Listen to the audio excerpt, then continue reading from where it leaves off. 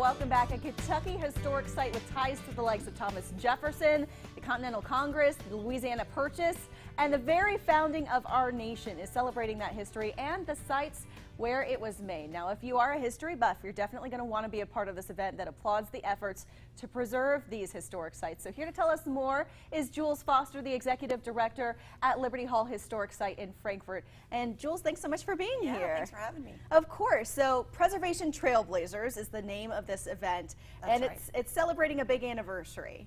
That's right. We're celebrating the 50th anniversary of the National Historic Preservation Act. So we're 50 years ago. 50 years signed ago, in, right? 1966. It was the most important and far-reaching legislation that impacted preservation across the country, and Kentucky. It was very significant for the preservation of historic sites like the site that I'm the director of at Liberty Hall. That's wonderful. It really was kind of a seminal moment because a lot of these sites kind of falling into ruin. Exactly. And this helped put in place the protections and therefore gave you the opportunity to do the fundraising you needed to preserve them, right? That's exactly right. And this event we're doing in conjunction with the Kentucky Heritage Council, and this celebrates the 50th anniversary of their creation. So they didn't exist prior to this legislative act. So, okay. But that legislation, it really gave an impetus to people to start raising money, as you said, and to start preserving these sites. Liberty Hall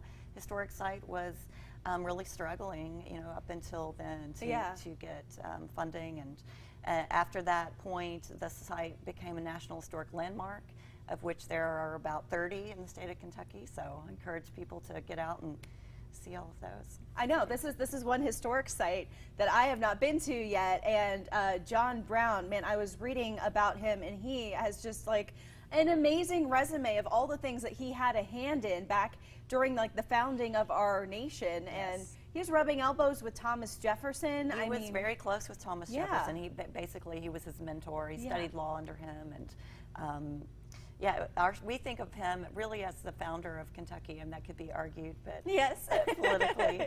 But definitely a very important figure. Yes, I mean, he was the first U.S. Senator from Kentucky. So. Right. He moved out here before Kentucky was actually a commonwealth. That's right. And represented it in Virginia's Senate, right? That's right. Wow, you know your history. I did a little studying. I love history, and so I was like, oh, I need to know more about this guy. Good. So great site, but the big part of the event here is talking about all the different preservation projects going on in Kentucky, and one of those being even Red River Gorge, a natural site. That's right. So this event will highlight different preservation projects that have taken place over the last 50 years, including, as you mentioned, the preservation of the cultural and archaeological resources at the gorge.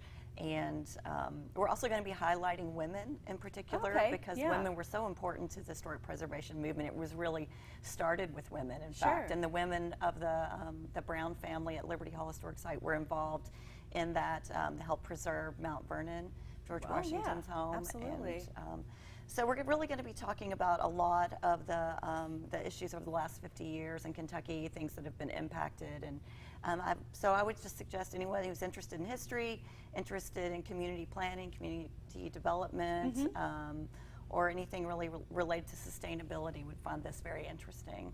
Fantastic. And we're having an event that evening at 5:30 at the Grand Theater, which will feature an opportunity for people to meet and get to hear from leaders in the preservation field over the last 50 years. So. Fantastic. Okay, well, a way to celebrate historic preservation nationally and here in Kentucky. That's one thing I've always loved about Kentucky, is that we have so much history surrounding us at any given moment where we may be, and I love that part of living here. So thank you so much for coming, Jules. It was nice to meet you. And I just want to mention that people can get their tickets online at libertyhall.org. Awesome. And read up on John Brown, too. Real interesting cat, and you're going to want to make sure you visit Liberty Hall. I'll be there soon, Jules. Great, thanks. We're back with the final check of weather when we come back.